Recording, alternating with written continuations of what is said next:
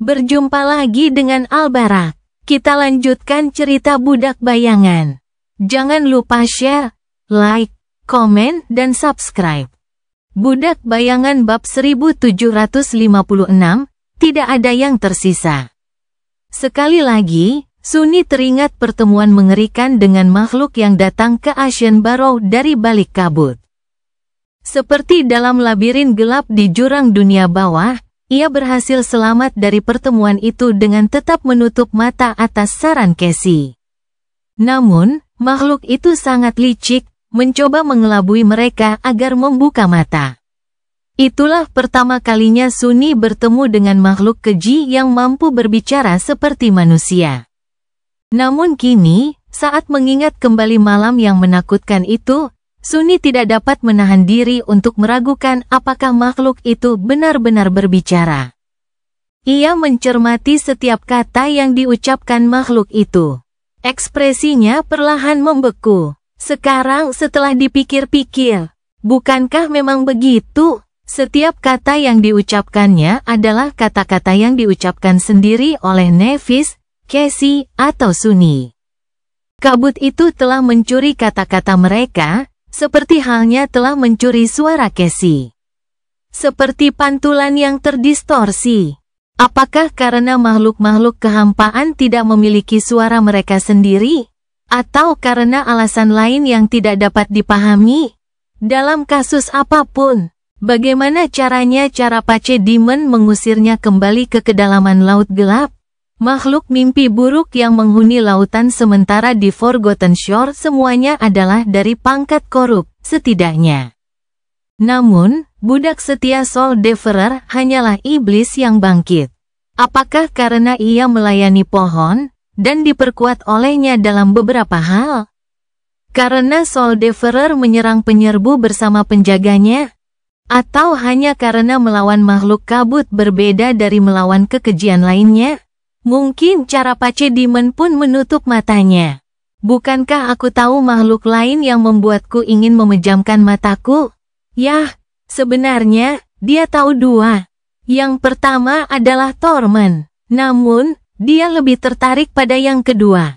Mordred, pangeran ketiadaan yang mengaku dirinya sendiri, yang dapat memasuki jiwa makhluk hidup melalui mata.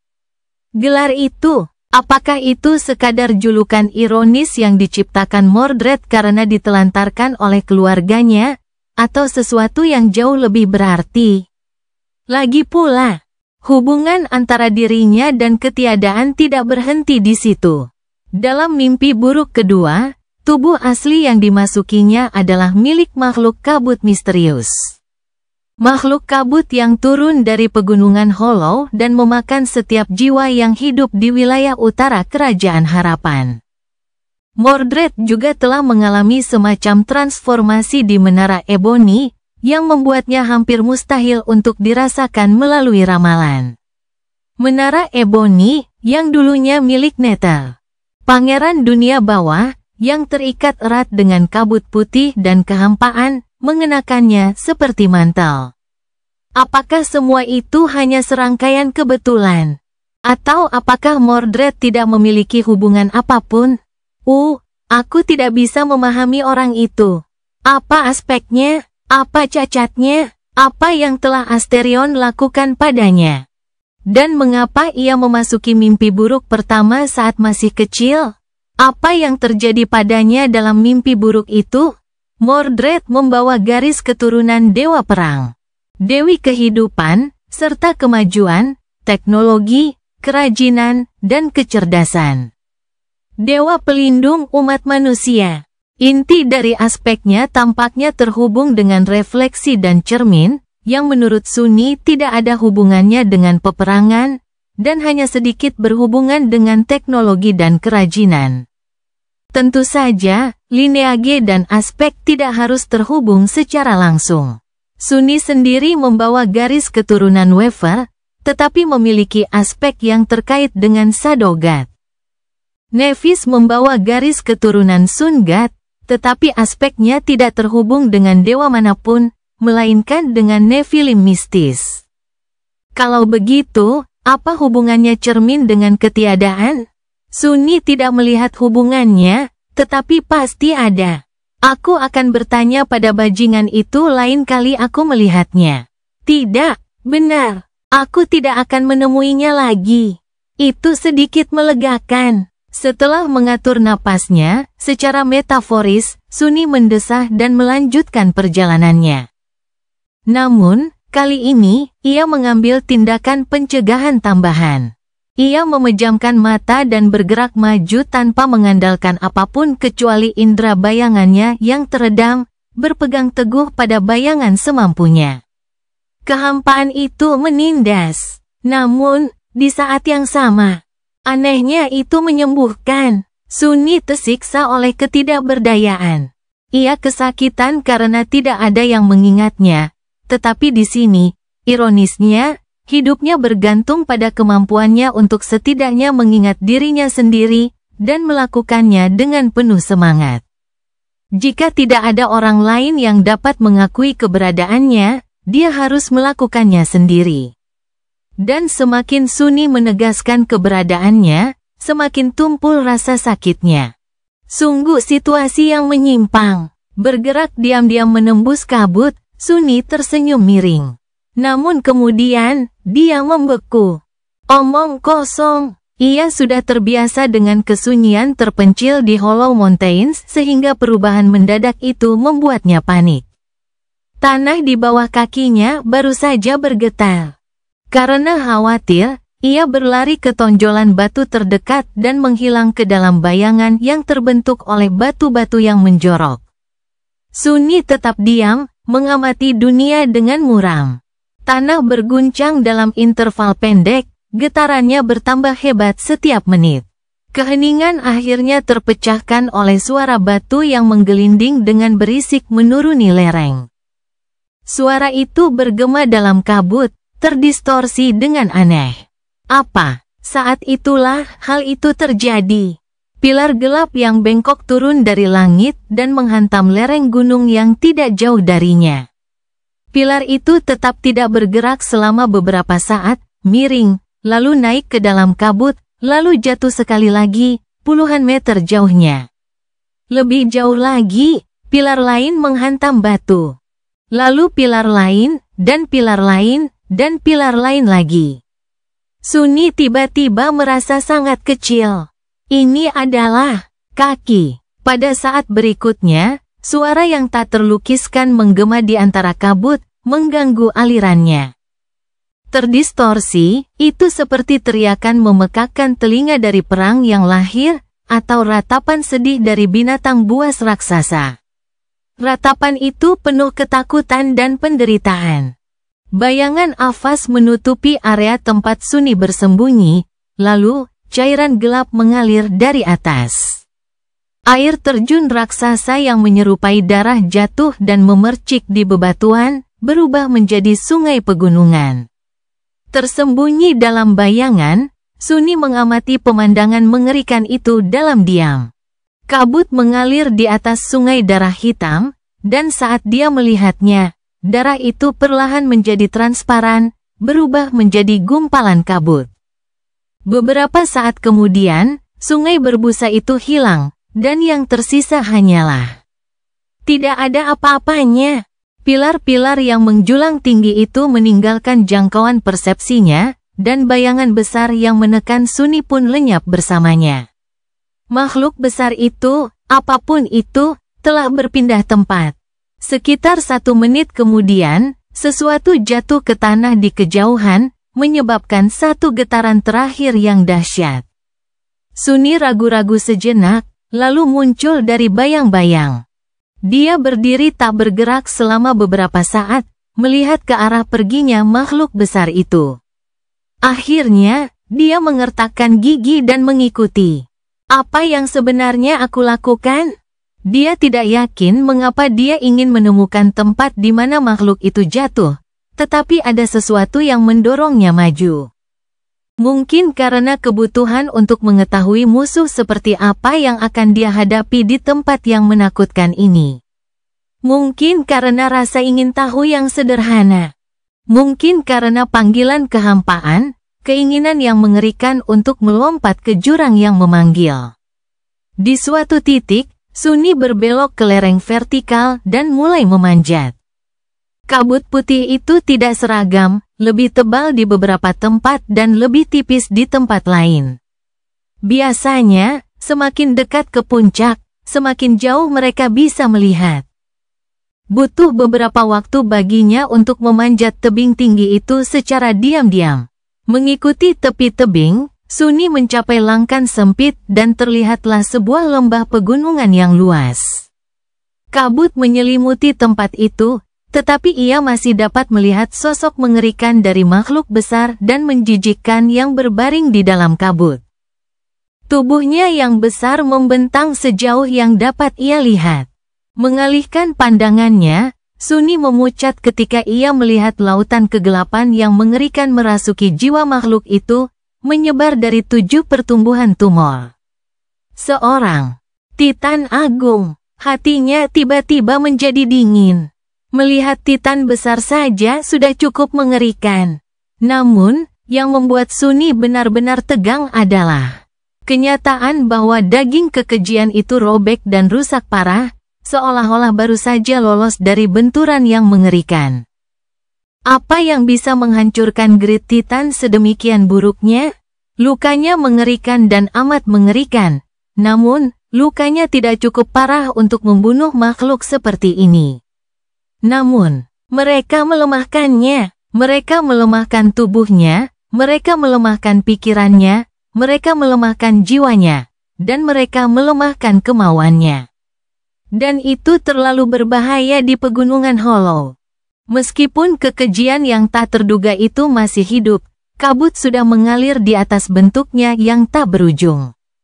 Bersembunyi dalam bayangan, tertegun, Sunni tetap tidak bergerak dan memperhatikan. Saat Titan Agung dilahap oleh kehampaan, perlahan-lahan larut menjadi kabut susu. Tak lama kemudian, ia benar-benar hilang. Ia mati begitu saja. Tidak, bahkan tidak mati.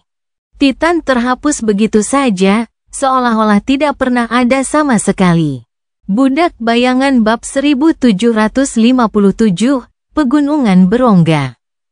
Sunni merasa berani belum lama ini. Transcendence telah meningkatkan kekuatannya dengan sangat pesat, dan bersatu kembali dengan Serpen menambahkan Shadow yang menakutkan ke dalam pasukan gelapnya.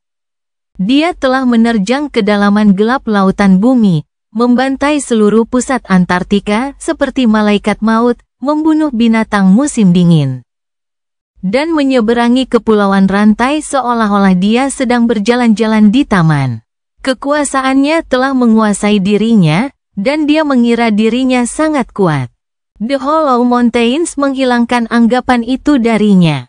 Mengembara di hamparan kabut yang mengalir tak berujung, tersesat di antara puncak-puncak terjal, Sunni teringat betapa lemah dan tak berartinya dia dalam skema besar segala sesuatu. Evie pernah berkata bahwa alam mimpi adalah surga yang gelap, tapi bagi Sunni, itu lebih mirip neraka.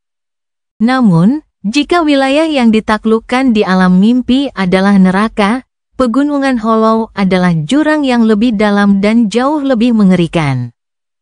Kengerian yang ada di sana berada di luar nalar, tak terduga dan tak terlukiskan, memiliki kekuatan untuk membentuk kembali dunia dengan niat jahat yang mengerikan dari kehendak alien mereka. Kekejian yang besar, dan bahkan yang terkutuk. Sunni melihat bentuk-bentuk mengerikan mereka bergerak dalam kabut dari waktu ke waktu, membuatnya bergidik. Kadang-kadang, siluet samar makhluk besar akan melewati tempat persembunyiannya, diselimuti gumpalan kabut. Kadang-kadang, seluruh bagian gunung akan menjadi hidup, bergeser menjauh dan menampakkan diri sebagai tentakel raksasa yang telah melilit puncak yang menjulang tinggi. Kadang-kadang, ia akan mendengar suara-suara menakutkan bergema di kabut, dan merasa seolah-olah pikirannya sedang dikonsumsi oleh suara-suara itu. Kalau bukan karena Onyx Mantle yang memberinya ketahanan tinggi terhadap serangan jiwa dan pikiran, teriakan seram itu saja sudah cukup untuk membunuhnya. Bagaimanapun juga, ini adalah tanah kematian. Manusia menamai daerah-daerah seperti itu zona kematian karena suatu alasan tidak ada tempat bagi manusia di sini. Dan ternyata, Sunni ada di sini. Ia mungkin merasa rendah hati karena takut pada Hollow Mountains, tetapi ia tidak gentar karenanya. Meskipun ia tidak cukup kuat untuk menghadapi makhluk-makhluk yang tinggal di dalam kabut, ia cukup kuat dan banyak akal untuk bertahan hidup. Seiring berjalannya waktu, ia belajar untuk melawan tarikan kehampaan yang mengikis keinginannya dengan lebih baik. Tarikan itu masih membuatnya tegang, tetapi melawan pembubaran dirinya akhirnya menjadi kebiasaan. Ia bergerak diam-diam dan tidak terlihat, memastikan untuk tidak menarik perhatian makhluk mimpi buruk besar, dan mundur hanya karena curiga ada yang terkutuk di dekatnya.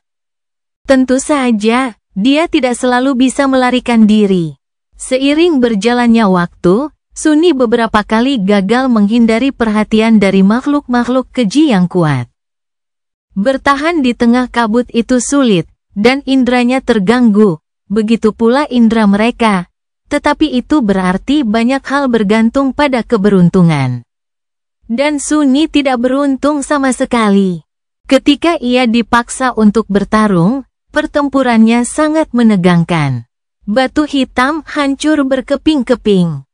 Dan kabut mendidih karena kekuatan dahsyat yang dilepaskan oleh para petarung. Sunni harus mengerahkan seluruh kemampuannya untuk bertahan hidup, menguji batas absolut kekuatan transendennya. Dan menggunakan setiap ons kelicikan yang ada dalam pikirannya yang licik. Kadang-kadang, ia membunuh musuh. Kadang-kadang, ia menangkis serangan mereka dan melarikan diri. Kadangkala, dia menyakiti mereka hingga tekad mereka terguncang, dan membiarkan kabut menyelesaikan pekerjaannya. Anehnya, itu sangat nyaman. Tidak seperti makhluk mimpi buruk. Sunni tidak pernah menyerah pada ketiadaan, tidak peduli seberapa parah dia terluka, seberapa parah dagingnya terluka, dan seberapa besar penderitaan yang dia alami. Keinginan dan hasratnya untuk hidup tidak pernah goyah. Itulah kelebihan yang dimiliki manusia dibanding makhluk-makhluk korupsi yang menjijikkan. Para kekejian itu tidak pernah memiliki kesadaran diri yang kuat. Sementara manusia menganggap diri mereka sangat individualistis. Sunni tidak pernah menyangka akan tiba saatnya satu-satunya musuhnya hanyalah makhluk mimpi buruk besar, tetapi inilah kenyataannya. Pegunungan Hollow merupakan cagar alam bagi makhluk-makhluk yang paling mengerikan. Hanya mereka yang memiliki keinginan kuat untuk hidup dalam ketiadaan yang dapat bertahan hidup di sini, bagaimanapun juga. Sunni juga tampaknya merupakan salah satu makhluk seperti itu. Dia telah menjelajahi lereng-lereng batu hitam yang curam selama berbulan-bulan, terus-menerus mencari jalan yang lebih aman dan mencari perlindungan di gua-gua dangkal saat tubuhnya butuh istirahat. Dikelilingi oleh musuh-musuh mengerikan yang jauh lebih kuat darinya dan bersembunyi dari mereka seperti serangga kecil agar bisa bertahan hidup. Rasanya sedikit nostalgia. Sunni merasa kecil dan tak berdaya seperti saat ia berada di Forgotten Shore. Namun, pada saat yang sama, pikirannya tetap jernih seperti saat berada di sana. Ia hanya harus bertahan hidup, menggunakan segala cara yang mungkin. Hanya ada hidup dan mati, tanpa ada yang menghalangi. Dan seperti di Forgotten Shore, semakin dia bertahan hidup, semakin kuat dia jadinya. Bertarung melawan Great Nigma Creature di tengah kabut yang mengalir sama kejamnya dengan Crimson Labyrinth dan Dark City yang telah dialaminya sebagai sleeper. Ia perlahan-lahan menemukan kekuatannya sendiri, belajar cara menggunakan kekuatan transenden yang sangat besar. Ia juga memperoleh pengalaman mengerikan dalam menghadapi makhluk-makhluk seperti itu. Dengan setiap kekejian mengerikan yang jatuh di tangannya, Sunni belajar cara membunuh kekejian berikutnya dengan lebih baik. Dan dengan setiap kekejian yang berhasil ia hindari, ia belajar cara melarikan diri dari kekejian berikutnya dengan lebih baik. Melawan lawan yang lebih kuat dari dirinya. Itulah cara terbaik untuk berkembang. Tentu saja, tidak semua pertempuran terjadi di Hollow Mountains. Faktanya, Sunny menghabiskan sebagian besar waktunya bersembunyi dan menyelinap di antara puncak-puncak yang terjal. Dia tegang dan gelisah hampir sepanjang waktu, tetapi terkadang, dia juga sangat bosan. Ada waktu-waktu yang panjang yang harus ia habiskan untuk bersembunyi di gua atau bersembunyi dalam kegelapan, menunggu bahaya berlalu. Sunny menghibur dirinya dengan mengerjakan proyek yang telah ia mulai di makam Ariel, mencoba mengubah peti harta yang penuh ketamakan menjadi gema. Ia terus maju, perlahan-lahan mempelajari cara menjadikan memori itu sebagai wadah bagi bayangan Mor dan mimik. Sekarang setelah Sunny kehilangan bantuan dari mantra mimpi buruk, ia tidak yakin apakah ia akan mampu melakukan konversi.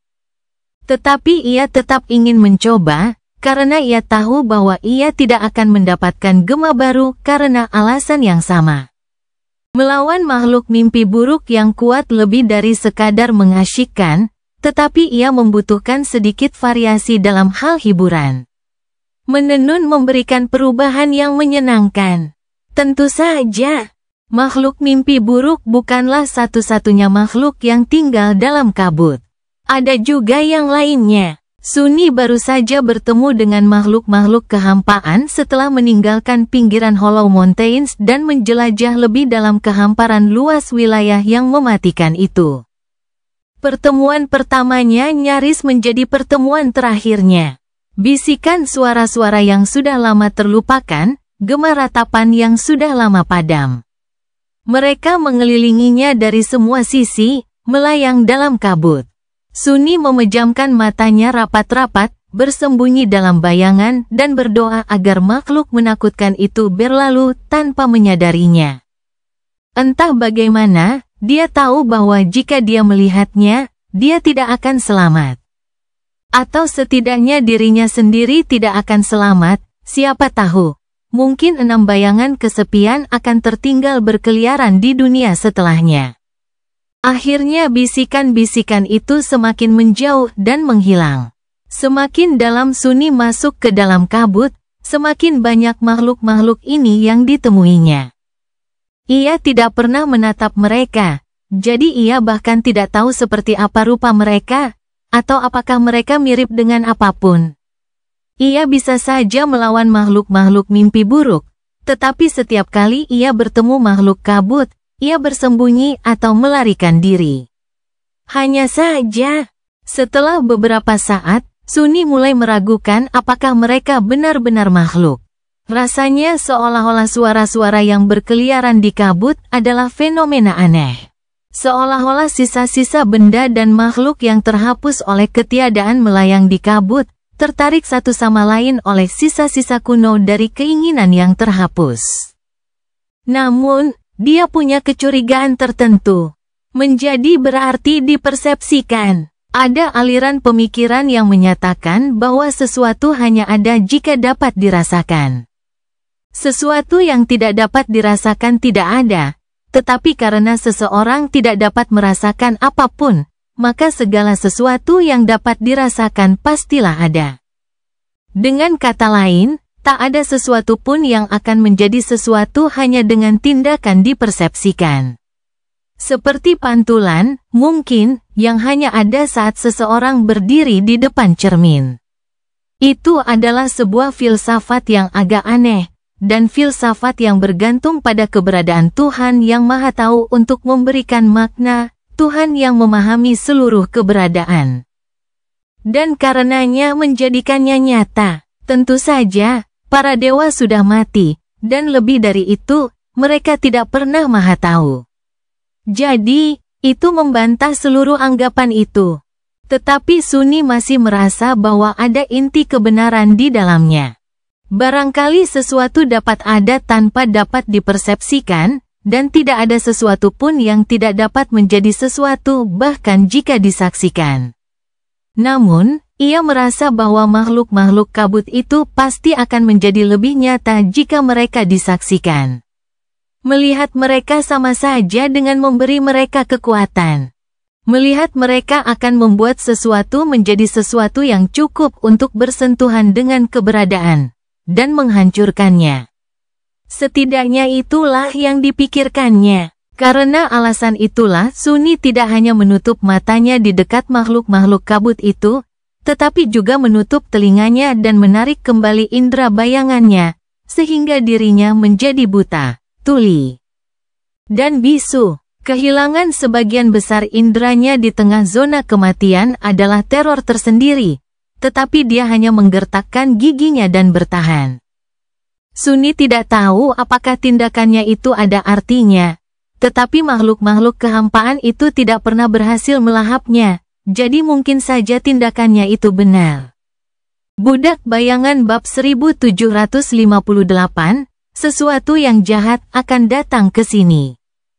Sekalipun Sunni menemukan cara tentatif untuk bertahan hidup dari pertemuan dengan makhluk-makhluk kabut. Dan sekalipun ia perlahan belajar bagaimana bertahan hidup dalam pertempuran melawan makhluk-makhluk mimpi buruk besar, yang merenggut nyawa mereka satu demi satu.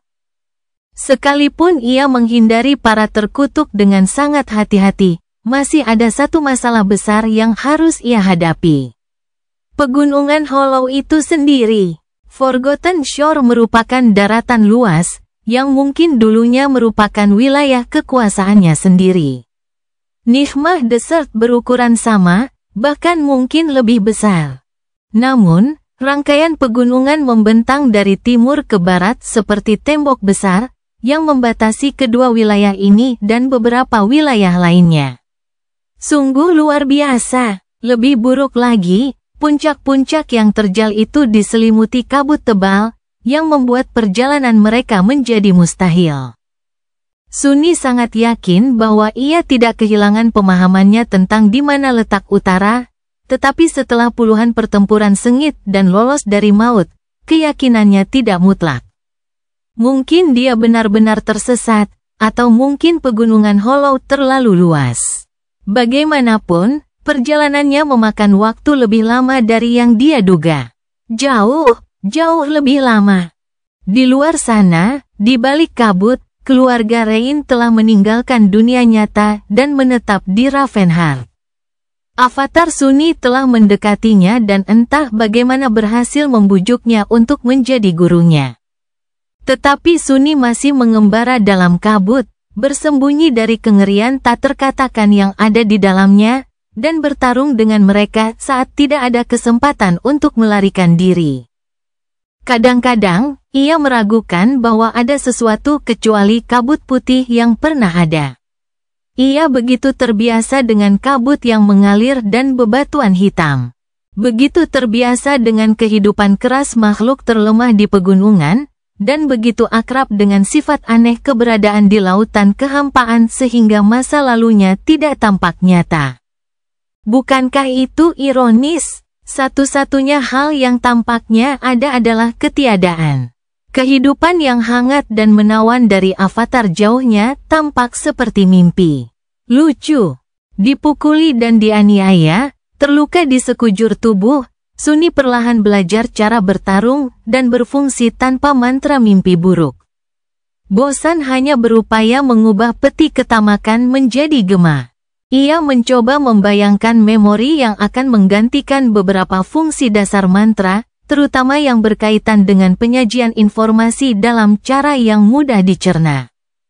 Memori semacam itu tidak terlalu sulit untuk dijalin, tetapi mendesainnya membutuhkan kreativitas. Bagaimanapun, sumber dari semua informasi itu bukanlah mantra mimpi buruk. Tetapi Sunni sendiri, oleh karena itu, ia harus menemukan cara untuk secara otomatis mengubah hal-hal yang ia ketahui atau rasakan menjadi rune. Itu adalah tantangan yang menarik. Selain itu, ia juga mencoba belajar sendiri cara memasuki laut jiwanya. Beberapa hal yang telah dipelajarinya dengan bantuan mantra mimpi buruk masih melekat padanya, seperti ingatan otot, tindakan bepergian antara alam dan memasang tali pengikat alam, misalnya. Namun beberapa hal, seperti mengunjungi Solsi, sudah tidak ada lagi. Jadi, ia harus mempelajarinya kembali. Orang-orang kuno di alam mimpi telah mampu memasuki laut jiwa mereka jauh sebelum mantra mimpi buruk diciptakan, jadi tidak ada alasan bahwa ia tidak dapat melakukan hal yang sama. Bahkan, mungkin tidak pernah ada seorang transenden yang tidak mengetahui jalan menuju laut jiwa mereka, jadi Sunni merasa sedikit malu pada dirinya sendiri. Sulit untuk menemukan jalan tanpa seorang guru. Meskipun demikian, ia akhirnya berhasil, meskipun ia membutuhkan waktu lebih dari setahun. Setelah memasuki Solsi, Sunni mengonfirmasi dua hal. Hal pertama adalah bahwa memori yang tidak dapat dipanggilnya, benar-benar hilang, alih-alih tidak tersedia sama sekali. Hal itu memberinya rasa sedih yang mendalam.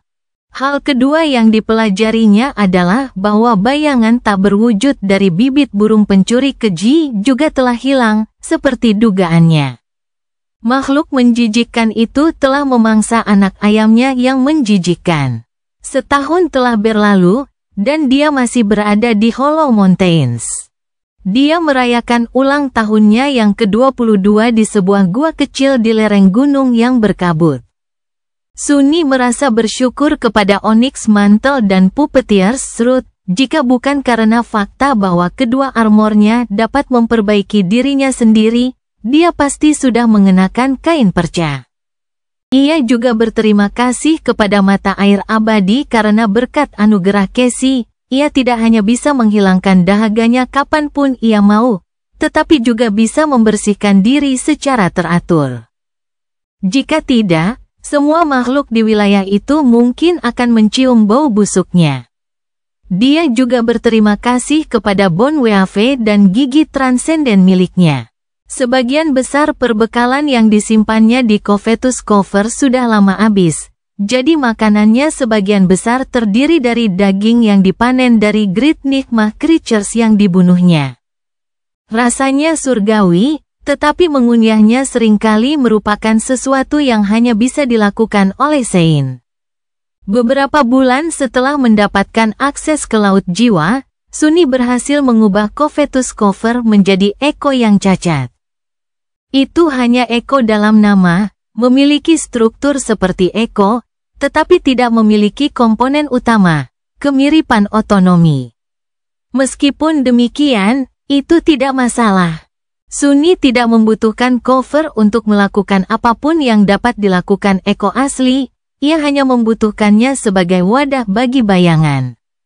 Begitu Echo palsu berubah menjadi shadow, otonomi akan mengikutinya. Hanya saja itu akan menjadi otonomi yang sebenarnya, bukan tiruan hebat dari yang diberikan oleh mantra. Butuh waktu sebulan lagi baginya untuk mencari tahu cara menggabungkan bayangan Mor dan mimik dengan Covetus Cove. Anehnya, Serpen sangat membantu dalam hal itu. Dengan bantuannya, Sunni mengarahkan api gelap jiwanya untuk meliputi keduanya, dan mendengarkan nalurinya dari sana. Sayangnya, semuanya terjadi begitu cepat sehingga ia gagal mengungkap rahasia dari proses misterius itu. Ia masih belum tahu bagaimana tepatnya bayangan dibuat, hanya saja aspeknya mengandung semacam otoritas yang memungkinkannya untuk menciptakannya. Meskipun demikian, Sunni tidak yakin bahwa ia akan dapat mengulangi proses itu sekarang. Bagaimanapun, begitulah lahirnya Marvelous Mimic.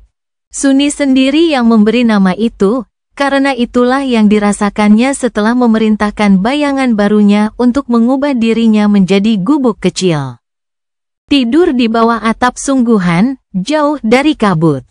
Bukankah itu sungguh luar biasa?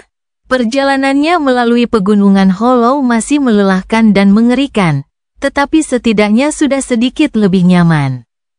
Pada akhirnya, butuh waktu sekitar 1,5 tahun baginya untuk lolos dari neraka berkabut itu. Suatu hari, Sunni berjalan terlatih-tatih menuruni lereng, salah satu dari ratusan, atau bahkan ribuan lereng yang pernah didakinya, dengan ekspresi tanpa ekspresi di wajahnya yang pucat.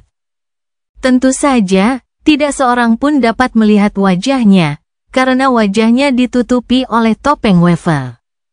Tersembunyi dari pandangan, matanya suram dan tak bernyawa. Rambutnya tumbuh lebih panjang dari sebelumnya, dan diikat kasar dengan seutas tali. Kain kafan dalang robek, compang camping. Dan berlumuran darah, ia baru saja lolos dari pertarungan yang mengerikan, dan belum sempat melepaskan baju zirahnya, memberinya kesempatan untuk memperbaiki dirinya sendiri. 4 bayangannya menjelajahi kabut, mengelilinginya dari segala sisi, cukup jauh untuk menjadi pengintai. Tetapi cukup dekat untuk melarikan diri kembali kepadanya saat tanda-tanda bahaya pertama muncul. Hanya kegelapan yang tetap menempel di kakinya. Sunni berbicara padanya dengan suara datar, "Yah, pokoknya, itu mungkin benar, tapi jaga sopan santunmu. Aku seorang santo, lo, Santo Sunles. Apa kau akan rugi jika menyanjungku sekali-sekali?" Bayangan itu menatapnya dengan sinis, lalu tiba-tiba bangkit dari tanah, berubah menjadi avatar. Avatar itu tidak seperti tubuh aslinya, dibalut mantel oniks. Avatar itu berkata, "Jadi apa?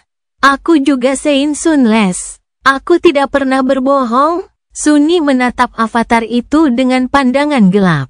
"Wajahmu sangat menyebalkan. Berhenti menatapku, bajingan." Sang avatar mengernyit. "Siapa yang kau panggil bajingan? Dasar bajingan, apa kau tidak menghormati ibu kita?" Sunni mendesis sambil menggertakkan giginya, "Kenapa tidak? Lebih keras sedikit, apa kau ingin makhluk terkutuk itu mendengarmu?" Sang avatar menatapnya dengan muram selama beberapa saat, lalu mengalihkan pandangannya. Mereka berjalan berdampingan selama beberapa waktu, sambil diam. Akhirnya, Sunni meludah dengan marah, "Pemborosan esensi." Avatar itu menyeringai, "Aku mungkin hanya membuang-buang waktu, tapi kaulah yang membuang-buang waktu untuk berbicara dengan dirimu sendiri." "Dasar bodoh!" Sunni membelalakan matanya. "Obrolan apa? Ini pertengkaran. Pertengkaran dengan diriku sendiri. Jelaskan fakta-faktamu dengan benar." "Dasar bodoh." Sang avatar tidak langsung menjawab, malah menoleh ke sana kemari. Akhirnya dia bertanya, "Hei, tidakkah menurutmu kabut akhir-akhir ini sangat tipis? Aku hampir bisa melihat gunung berikutnya." Sunni mencibir, "Begitulah adanya." Namun kemudian, dia terdiam. Karena pada saat itu, Sunni sepenuhnya menyadari bahwa dia benar. Kabutnya memang terlalu tipis, bahkan lebih tipis dari sebelumnya. Dia terdiam sejenak, lalu mengabaikan avatar itu, melilitkan bayangan itu di sekujur tubuhnya, dan mempercepat langkahnya. Dia juga mengingat bayangan pengintaian, yang semakin memperkuat tubuhnya. Mungkinkah? Tidak, sungguh, mungkinkah? Dunia perlahan berubah menjadi gelap. Itu bisa. Sunni memaksa dirinya untuk tetap tenang dan waspada, bergerak maju secepat yang dia bisa sambil tetap berhati-hati. Setengah hari kemudian, dia memanjat puncak yang tinggi dan melihat ke depan, sedikit terhuyung-huyung saat melihatnya. Awalnya dia bahkan tidak menyadari apa yang sedang dilihatnya. Satu-satunya hal yang dia pedulikan adalah bahwa dia bisa melihat apapun. Di depannya, tidak ada kabut. Sebaliknya, yang terlihat adalah hamparan tanah datar yang luas dan tandus. Tanah yang diselimuti kegelapan abadi, dengan kekosongan tanpa bintang yang menjulang di atasnya seperti langit hitam. Sunni menarik napas dalam-dalam. Mustahil. Setelah bertahun-tahun, dia kembali ke Forgotten Shore. Budak Bayangan bab 1759, kembali ke pantai yang terlupakan. Hamparan terpencil Forgotten Shore terhampar di hadapan Sunni, diselimuti kegelapan. Langit hitam itu luas dan kosong. Tak ada bintang, tak ada bulan, dan tak ada matahari yang menghiasi jurang tanpa cahaya, membuatnya tampak tak terbatas. Dihadapkan dengan kekosongan kekekalan dari keagungannya yang tak terduga, Sunni tak dapat menahan perasaan kecil yang tak terlukiskan. Di bawah langit hitam, hamparan gurun tandus membentang sejauh mata memandang.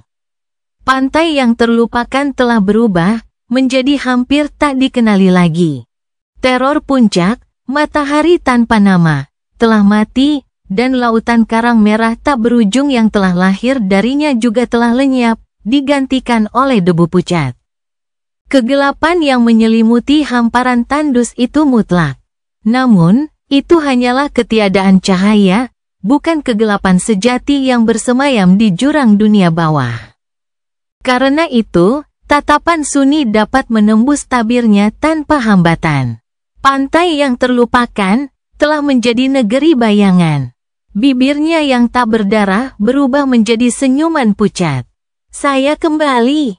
Butuh beberapa hari lagi baginya untuk turun dari Hollow Mountains dan meninggalkan lereng gelap di belakangnya, akhirnya menginjakkan kaki di Forgotten Shore lagi.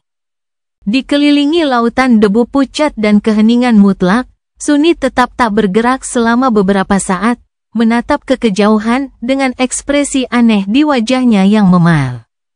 Kurangnya cahaya, kurangnya suara, kurangnya kehidupan. Betapa damainya, itu adalah tanah kematian. Ia melangkah maju beberapa langkah, lalu terhuyung-huyung, jatuh berlutut. Tangannya terbenam dalam debu, dan napasnya menjadi sesak. Suara siulan serak keluar dari mulutnya setiap kali dadanya naik turun. Sunni merasa tercekik, bukan karena kekurangan udara, tetapi karena pikiran dan tubuhnya sedang kacau.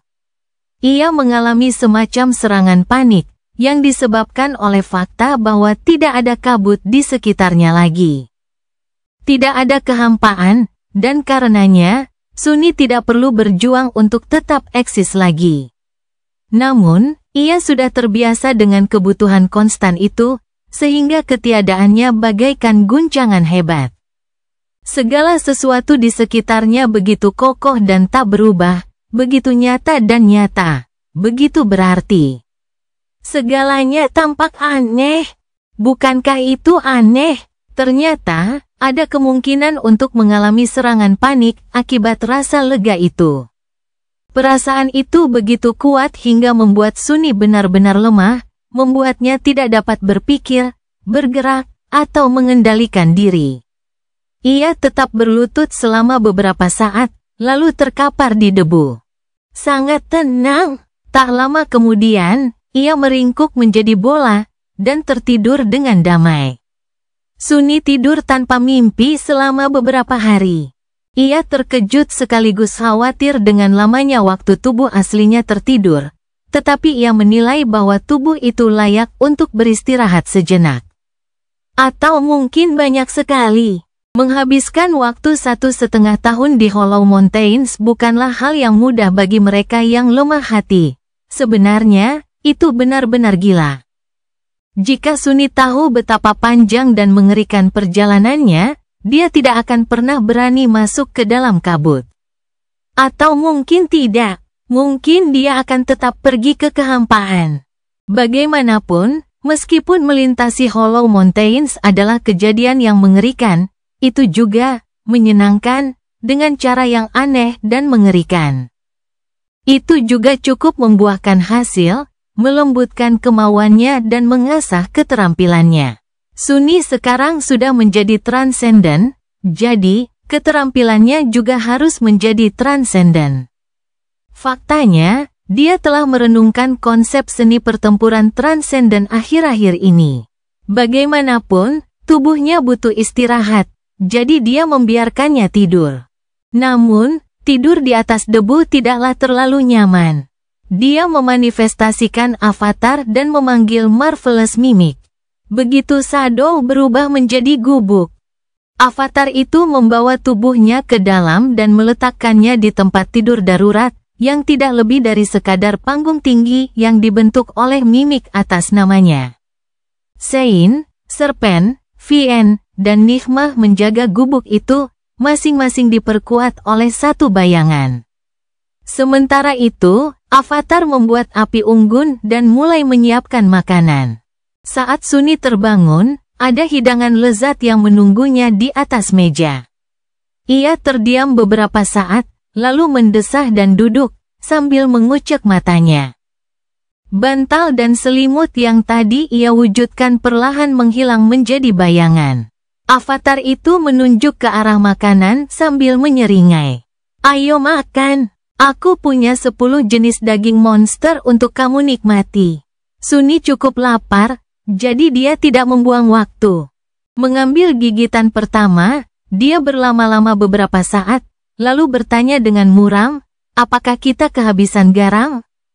Sang Avatar mengangkat bahu. "Kau tahu kami melakukannya." Sunny mendesah lagi.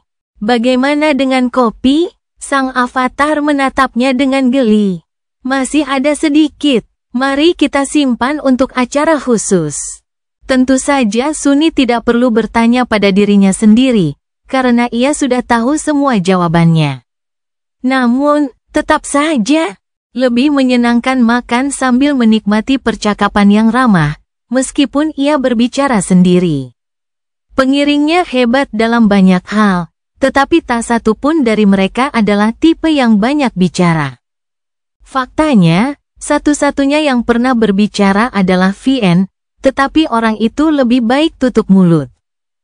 Setelah menyelesaikan sarapannya, Sunny menunggangi Nigma, membubarkan sisa bayangan, serta avatarnya, dan menuju utara. Kegelapan menyambut mereka dengan hangat, dan debu pucat mengepul ke udara, terusik oleh kuku kuda jantan gelap yang keras dan keras itu. "Itu aneh." Sunny mengingat dengan jelas perjalanan panjang kembali ke kota kegelapan yang telah ia dan anggota kelompok lakukan setelah mengunjungi pegunungan Hollow. Saat itu adalah pertempuran tanpa akhir untuk bertahan hidup. Labirin Crimson telah dipenuhi dengan semua jenis makhluk mimpi buruk yang keji, dan semua makhluk itu ingin mencicipi darah mereka. Namun kini, makhluk mimpi buruk itu telah lenyap, dimusnahkan oleh terik matahari yang tak kenal ampun.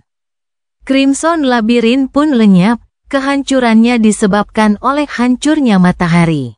Labirin karang itu telah layu karena tidak ada sumbernya, dan hancur menjadi debu. Sekarang, tidak ada seorang pun yang bisa menyerang Sunny dari kegelapan. Yang ada hanyalah kematian dan kehancuran di sekelilingnya. Keheningan dan kedamaian. Ia mengendarai Nigma ke utara dengan kecepatan sedang, tidak terburu-buru untuk mencapai tujuannya.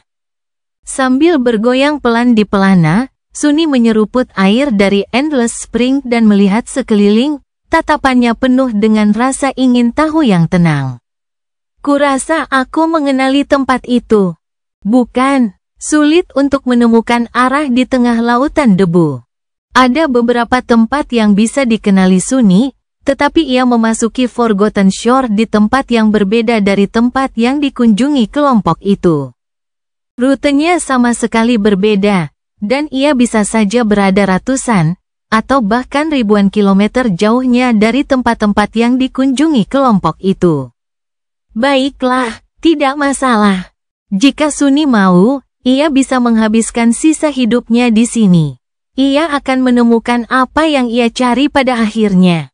Tidak, sebenarnya itu tidak benar. Karena saat ini hanya ada sedikit makhluk mimpi buruk di pantai terlupakan, jika ada, persediaannya akan habis pada akhirnya. Jadi, waktunya terbatas. Suara tawa Sunny bergema dalam keheningan yang tenang. "Demi Tuhan, tak pernah kusangka aku akan punya masalah seperti ini. Tidak ada cukup kekejian di sekitar. Sungguh tragedi. Bukankah itu ironis?" Sunny bepergian dengan menunggang kuda selama beberapa hari, lalu berubah menjadi seekor burung gagak dan terbang ke langit hitam yang tak terbatas. Terbawa angin, ia terbang tinggi di atas lautan debu abu-abu dan berjalan ke utara sambil mengamati tanah tandus itu untuk mencari tanda-tanda yang dikenalnya. Tidak ada monster yang menyerangnya dari balik debu atau dari jurang hitam di atasnya. Tanah ini, yang telah menjadi identik dengan ketakutan dan bahaya dalam benaknya, kini terasa damai. Tampaknya lebih aman daripada dunia nyata, apalagi wilayah lain di alam mimpi. Sunni membuka paruhnya dan mengeluarkan beberapa suara koak yang melengking, menertawakan ironi tersebut. Akan lucu, kalau saja tidak begitu menyedihkan. Setelah terbang di atas tanah tandus selama beberapa hari, dia menemukan apa yang dicarinya. Reruntuhan Crimson Spire. Budak Bayangan bab 1760, Reruntuhan Crimson Spire. Crimson Spire, yang telah menjadi simbol penindasan dan penyelamatan bagi para Sleeper of the Forgotten Shore, telah tiada. Sunni telah menyaksikan awal kehancurannya bertahun-tahun yang lalu, tetapi diusir oleh Nephis sebelum bangunan Cyclopean itu runtuh. Melihat tumpukan batu hitam yang hancur menjulang di atas lautan debu seperti batu nisan raksasa, dia bertanya-tanya bagaimana dia bisa lolos dari keruntuhan dahsyat itu. Pasti sulit untuk lolos dari bencana itu. Pasti lebih sulit lagi untuk bertahan hidup dalam perjalanan panjang melintasi Forgotten Shore yang sunyi, melintasi Nigma Desert, memasuki Underworld, dan menaklukkan Second Nigma. Dia selalu tahu betapa sulitnya bagi seorang Sleeper, tetapi baru setelah menghabiskan hampir 2 tahun dalam kesendirian, Sunni menyadari betapa melelahkannya hal itu bagi pikiran Nephis. Melarikan diri dari Spire yang runtuh mungkin merupakan cobaan termudah baginya. Sunni menatap reruntuhan besar dari langit, lalu menukik turun dan berubah menjadi manusia. Berjalan melintasi debu, ia jatuh ke dalam suasana hati yang serius. Tak lama kemudian, sesuatu berderak di bawah sepatu bot Onyx Mantle. Dia ragu sejenak, lalu berlutut dan menyingkirkan debu. Di bawahnya, tengkorak mengerikan terlihat. Sunni menatapnya sebentar, lalu bangkit dan melihat ke sekeliling.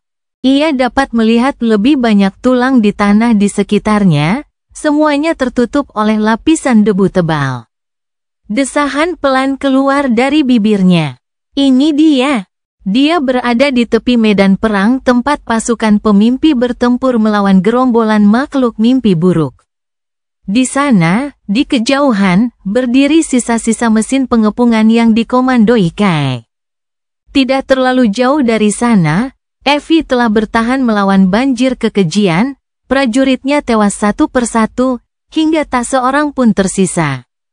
Di belakang tempat itu adalah tempat pasukan pemimpi bertahan terakhir, air yang naik sudah mencapai lutut mereka. Sunni tahu persis berapa banyak Sleeper yang datang untuk mengepung Crimson Spire. Dia juga tahu berapa banyak dari mereka yang selamat. Jadi, tidak sulit untuk menghitung berapa banyak tengkorak manusia yang tergeletak di sini, terkubur dalam debu abu.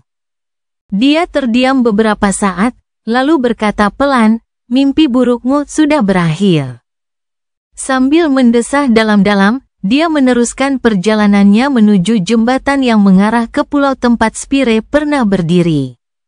Jembatan itu sendiri sudah lama runtuh, hancur oleh puing-puing yang jatuh. Dahulu kala, Sunni telah menggunakan kekuatan Darkwing dan Sein untuk menembus batas yang lebar itu.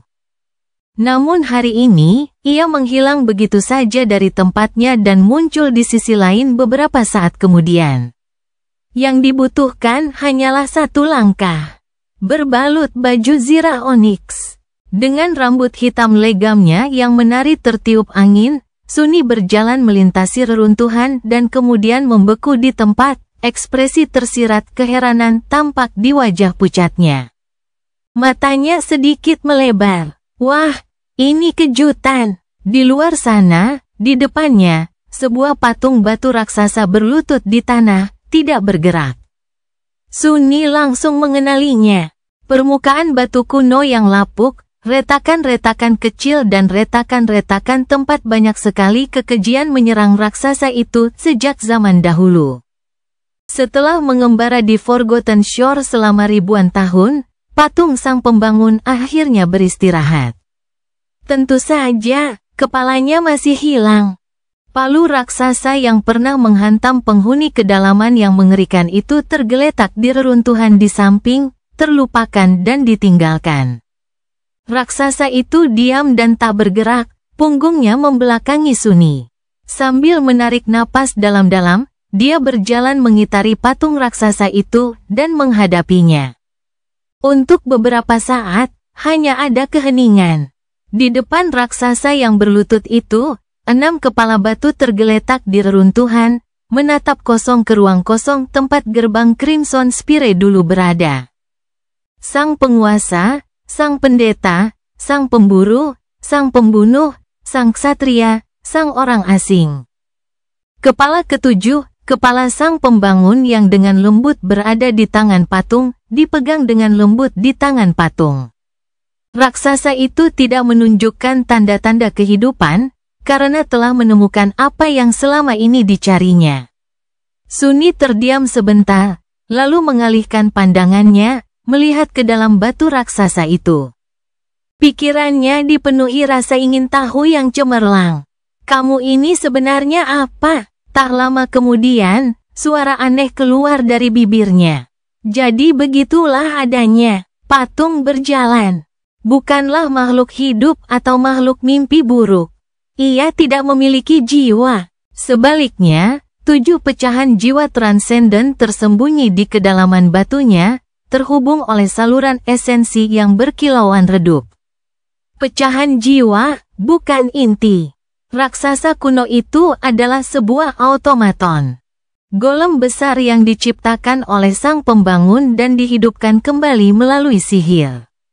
Sunni yakin bahwa jika ia menghancurkan patung itu, ia akan menemukan jalinan rumit dari rune yang tak terhitung jumlahnya terukir di inti berongganya dan jaringan saluran esensi yang luas. Itu adalah ciptaan yang kasar, jauh lebih sederhana daripada gema yang dijalin mantra. Tidak heran Sein memperlakukannya dengan hina. Bagaimanapun, dia adalah makhluk hidup sejati, pertama kali diciptakan dari batu oleh iblis pilihan, lalu dihidupkan kembali oleh bayangan pengkhianat. Raksasa pengembara, ksatria terabaikan dari katedral yang hancur, mereka tidak lebih dari tiruan pucat. Kekuatan mereka mungkin jauh lebih besar darinya, tetapi sifat mereka sangat dan pada dasarnya lebih rendah. Jika Sunni menebak, salah satu dari 7 pahlawan Forgotten Shore, si orang asing, pastilah salah satu dari Stone Saints, dan telah membawa sejumlah kecil prajuritnya bersamanya ke tanah gelap ini. Si pembangun pasti kagum dengan keahlian Nether, dan mencoba menirunya dengan kikuk. Raksasa berjalan adalah hasilnya. Sekarang, 7 pecahan jiwa yang ditempatkan di tubuh batunya hampir seluruhnya kosong dari esensi, berkilauan samar, tinggal selangkah lagi untuk padam. Mungkin raksasa itu telah menyerap kekuatan dari matahari buatan, dan ditinggalkan tanpa sumber esensi setelah Crimson Terror dihancurkan. Mungkin dia telah menghabiskan semua kekuatannya dan mengalami akhir yang wajar. Bagaimanapun juga, patung tanpa kepala itu tidak akan berkeliaran di hamparan luas Forgotten Shore lagi. Sunni melemparkan pandangan terakhir ke arahnya, lalu berbalik sambil mendesah. Saya senang Anda menemukan apa yang Anda cari. Dia berjalan menjauh, lalu mulai memanjat reruntuhan. Bahkan orang besar itu sudah tiada. Mengapa ini membuatku merasa sedih? Rasanya, aku hampir tidak mengenali tempat ini. Namun, alasan dia datang ke reruntuhan Crimson Spire masih ada di sana. Letaknya tepat di jantung pegunungan batu pecah, di dasar sumur besar. Sunni turun ke bawah. Sangat berhati-hati agar tidak jatuh. Ia tidak percaya pada kestabilan puing-puing dan menguji setiap pijakan sebelum menurunkan dirinya lebih dalam ke dalam kegelapan, dan untuk alasan yang bagus. Di dasar sumur yang dalam itu, terdapat sebuah kolam besar berisi air hitam. Permukaannya benar-benar tenang dan datar, seperti cermin mengerikan yang terbuat dari kegelapan murni. Meskipun airnya buram dan Sunni dapat melihat seberapa dalam air itu, ia merasa seolah-olah air itu sangat dalam, mencapai kedalaman yang tak terbayangkan. Sehingga hanya dengan memikirkan cahaya saja mustahil untuk sampai ke sana. Laut gelap. Saat Sunni mengamatinya dalam keheningan yang khusyuk, riak halus menyebar di permukaan lautan kegelapan yang terkurung. Seolah-olah ia berusaha keras untuk meluap dari tepi kolam dan melepaskan diri. Namun, kekuatan tak kasat mata yang menahannya terlalu kuat untuk diatasi, bahkan untuk makhluk yang luas, tak terbatas, dan tak terbayangkan ini. Segel yang diaktifkannya masih bertahan, tidak menunjukkan tanda-tanda melemah. Mengalihkan pandangannya, Sunni mengintip ke kedalaman laut gelap dan tertawa tertahan. Itu tidak berubah. Yang dapat dilihatnya hanyalah kegelapan yang tak terbatas dan mengerikan. Namun, di suatu tempat yang dalam, jauh di bawah sana, dia tampaknya telah merasakan kehadiran 7 simpul jurang di mana korupsi bahkan lebih padat. Kecurigaannya ternyata benar. Laut gelap di pantai yang terlupakan memang merupakan makhluk hidup. Titan Agung. Sebelumnya, sekadar memikirkan Titan Agung saja akan membuatnya berlutut ketakutan. Tetapi setelah menyaksikan salah satunya mati mengenaskan dalam kabut putih, Sunni tetap tidak tergerak. Dia bahkan merasakan dorongan aneh dan berani untuk menyelam ke dalam air hitam. Kenapa tidak? Dia pernah mandi di sana sebelumnya. Saat itu, laut gelap tidak mempedulikannya. Apakah akan berbeda sekarang karena dia adalah seorang Sein, memiliki jiwa transenden yang akan jauh lebih menyehatkan bagi makhluk seperti ini? Apa yang akan dia temukan di kedalaman laut purba korupsi? Misteri apa yang tersembunyi di perairan hitam yang tak terduga itu? Haruskah aku mencari tahu? Godaannya kuat. Dia mengulurkan tangan ke arah kolam yang gelap, tergoda oleh luasnya cahaya. Namun kemudian, dia berhenti. Sunni terdiam beberapa saat, berjuang melawan rasa heran yang mendalam. Kemudian, perlahan-lahan, dengan susah payah, ia menarik tangannya kembali. Apa yang sedang kulakukan? Dia ingin menyelam ke laut gelap. Saat itu, dia hanyalah seorang sleeper. Binatang tidur yang menyedihkan dan tak berdaya. Namun sekarang, dia adalah teror transenden, dan membawa segerombolan bayangan yang menakutkan dalam jiwanya. Meskipun pikirannya menyuruhnya untuk berhati-hati, hatinya dengan gegabah percaya bahwa dia bisa bertahan hidup di kedalaman Titan Agung, mungkin dia bahkan bisa menghancurkannya. Kenapa tidak? Apa ruginya jika dia benar-benar mati dalam kegelapan yang luas itu? Tidak ada ruginya, hanya ada sekarang. Jika dia mencapai reruntuhan Crimson Spire sebelum berjanji menjadi guru Rain, Sunni mungkin akan mengambil risiko. Namun sekarang, keadaannya berbeda. Dia mungkin tidak mengingatnya, tetapi dia mengingatnya. Dia juga mengingat dirinya sendiri. Sambil menggelengkan kepalanya, Sunni mundur selangkah. Aku benar-benar bodoh. Bahkan tidak masalah jika dia bisa bertahan hidup dalam pelukan laut hitam. Yang lebih penting adalah bahwa Titan Agung telah disegel oleh tangannya sendiri, dan tidak ada satupun makhluk mimpi buruk yang tinggal di air hitam yang mampu lolos dari segel itu. Jadi, jika Sunni menyelam ke kolam hitam, dia pun tidak akan bisa keluar. Bukankah lucu jika kita dipenjara oleh segel yang ia pasang sendiri? Sambil tersenyum muram, Sunni menatap air yang tenang dan mendesah. Jika aku menjadi cukup kuat untuk menghancurkan segel itu, mungkin saat itu, kita akan bertemu lagi. Kolam hitam itu beriak, seolah-olah mengakui janjinya. Tiba-tiba merasa gugup, Sunny mengambil langkah mundur dan diam-diam menghilang ke dalam bayangan. Cerita bersambung. Jangan lupa share, like, komen, dan subscribe, agar tidak ketinggalan cerita selanjutnya.